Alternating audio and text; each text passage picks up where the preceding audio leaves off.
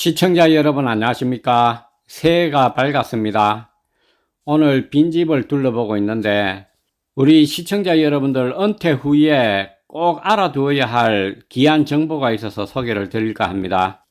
아울러 산에서 맑은 물이 집으로 흘러내려오는 이 샘이 있는 집도 한번 둘러보겠습니다.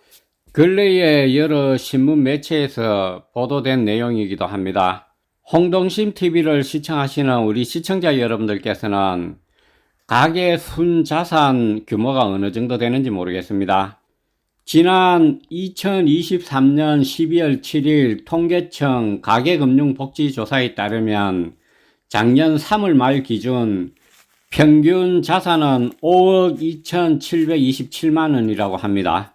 사실 이 평균 자산 규모만 보면은 우리나라가 상당히 부자 나라라는 생각이 듭니다. 하지만 이 속내를 자세히 들여다보면 꼭 그렇지만도 않습니다. 특히 70대 고령자분들의 평균 자산 구성 비율을 보면은 좀 문제가 심각해 보입니다. 오늘은 이 문제를 한번 집중적으로 다뤄보겠습니다. 우리 시청자 여러분들 60대 이상, 특히 70대에 계신 분들, 지금 현재 부동산을 제외한 금융자산 규모가 어느 정도 되는지 궁금합니다. 오늘 이 통계 자료가 있어서 한번 소개를 드리겠습니다. 이런 분석 자료가 있는데 조선일보하고 NH투자증권 100세시대 연구소에서 조사한 겁니다. 금융자산 추이 분석인데요. 1,000만원 미만 비율이 41.9%나 됩니다.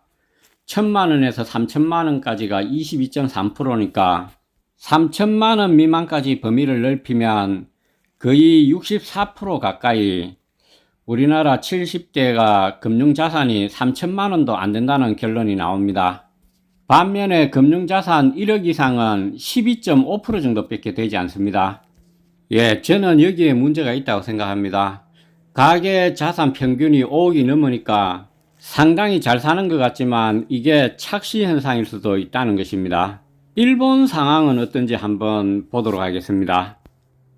일본은 우리와 좀 사정이 다릅니다. 1,000만엔 이상이 45.7%나 됩니다. 1,000만엔 하면 한 9천만원 정도 되는 것 같습니다. 반면에 100만엔 미만이 24.6% 정도 됩니다. 우리 사정하고 반대라고 볼 수 있습니다. 우리 가계 자산이 평균 5억이 넘고 또 국민소득 3만 불이 넘어섰다고 언론에서 자꾸 떠들어대니까 국민들은 우리 스스로를 비롯해서 국민 전체가 잘 산다고 느끼는 분들이 많은 것 같습니다.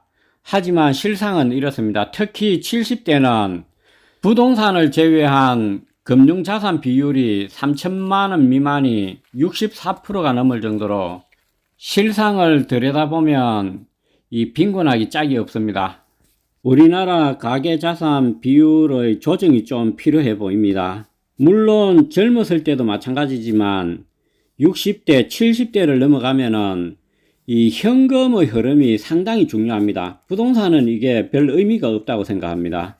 나이가 들어갈수록 내가 보유한 현금이 있을 때 손주들에게 용돈도 줄 수 있고 친구들에게 맛있는 것도 사줄 수 있고 취미생활, 여가생활도 즐길 수 있는 것입니다.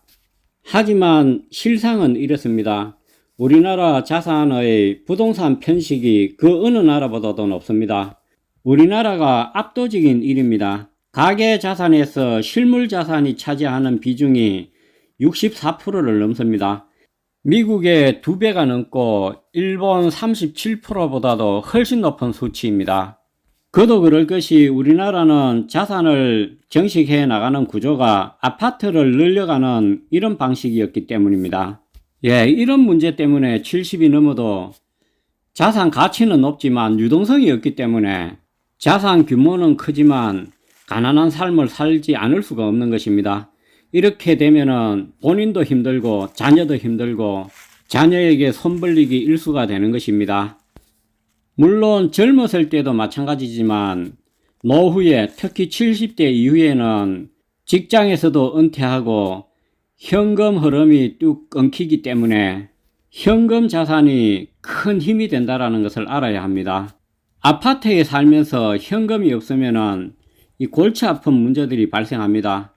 세금도 문제고 건보료도 문제고 현금 흐름이 막히게 되다 보니까 삶의 질에도 큰 영향을 미칩니다.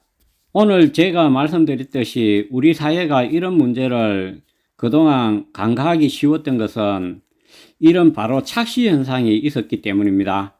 실제로 65세 이상 1,000만원 미만 금융자산 보유자라 할지라도 부동산을 포함한 총 자산 규모는 상당히 큽니다.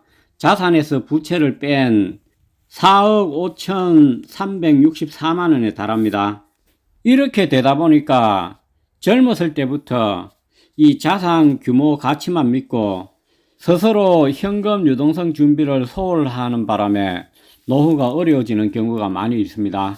그래서 막상 이 노후가 닥치고 현실을 깨닫게 되면서 뭐 아파트를 팔려고 한다, 또 이 시골에 마련해둔 땅을 팔려고 한다, 이 급하게 팔려고 했을 때 이미 늦은 경우가 많이 있습니다. 아파트 가격은 점점 떨어지게 되고 거기에 따른 또 이자 부담도 늘어나게 되고, 이렇게 되니까 이러지도 못하고 저러지도 못하고 아파트를 팔고 시골로 선뜻 갈 수도 없고 여러 가지 복합적인 문제가 생기는 것입니다. 따라서 이런 문제는 노후가 되어서 준비하는 것보다 젊어서부터 일찍 금융자산 비율과 비금융자산 비율의 합리적인 준비가 꼭 필요해 보입니다. 사실 우리나라는 그동안 경제 모델 구조가 일본을 닮아가고 따라가는 경우가 많았습니다. 일본도 한때는 아파트 가격, 부동산 가격이 치솟은 때가 있었습니다. 하지만 장기간 디플레이션이 왔습니다. 이 부동산 가격은 이 하락을 겪었고, 이런 디플레이션 현상에 놀란 이 고령자들, 일본 고령자들은 현금을 훨씬 더 선호하는 이런 경향을 갖기 시작했습니다. 이런 연유로 2021년 기준 일본 전체 금융자산의 57.3%를 65세 이상 고령자들이 보유하고 있습니다. 장기간 디플레이션을 겪다 보니까 일본의 70대는 젊었을 때부터 금융자산 축적에 관심이 있었던 것 같습니다. 일본 70대 가구의 46% 정도가 저축금액이 1,000만엔 이상, 우리 돈으로 9천만원 이상 된다고 그럽니다. 우리 사정하고는 정반대의 사정인 것 같습니다. 앞에서 살펴봤듯이 일본 70대는 현금을 많이 가지고 있기 때문에 이 먹고 사는 걱정은 없는 것 같습니다. 이 부럽기까지 합니다. 이렇게 경제적인 여유가 있다 보니까 정신적으로는 이 풍요로운 노후를 설계할 수가 있는데요. 일을 하더라도 이 먹고 사는 문제 때문에 일을 하는 것이 아니라 사회관계를 잘 유지하기 위해서 일을 하고, 또 다양한 지역 모임, 동호회 모임에 참여도 할 수 있고, 또 취미생활을 찾는데도 더 열심인 것 같습니다. 요즘 앞에 컨텐츠에서도 제가 한번 분석을 했는데요. 우리나라 노인 빈곤율이 전 세계에서 압도적인 1위입니다. 오늘 말씀드린 가계자산 구성하고도 관련이 밀접하게 있다고 생각합니다. 우리 시청자 여러분들 60대 이상, 70대 통장을 비롯해서 금융자산이 1억이 넘는 분들 얼마나 되는지 궁금합니다. 물론 이 금융자산과 비금융자산의 비율이 몇 대 몇이면 이상적이다, 이런 기준은 없습니다. 또 정확한 해답도 있을 수가 없다고 생각합니다. 그 척도는 질병이나 불의의 사고를 대비할 수 있고, 또 좋은 친구를 만나서 술 한잔 사줄 수 있고, 또 식사 한번 대접할 수 있고, 손주들 만나서 용돈도 좀 줄 수 있고, 또 통장에 어느 정도 잔고가 있어야 심리적인 안정을 찾을 수 있는 그 정도의 금액이라고 저는 생각을 합니다. 젊은 시청자 여러분들, 또 60대 이상 70대 할 수만 있다면은 지금이라도 큰 평수의 아파트를 줄여서 작은 평수의 집을 구하고, 나머지 노후에 꼭 필요한 현금 흐름을 확보하고, 좀 더 안정된 노후를 위해서 금융자산 비율을 높이려는 지혜가 필요하다. 이런 말씀을 연초에 드리면서 새해 복 많이 받으시기 바랍니다.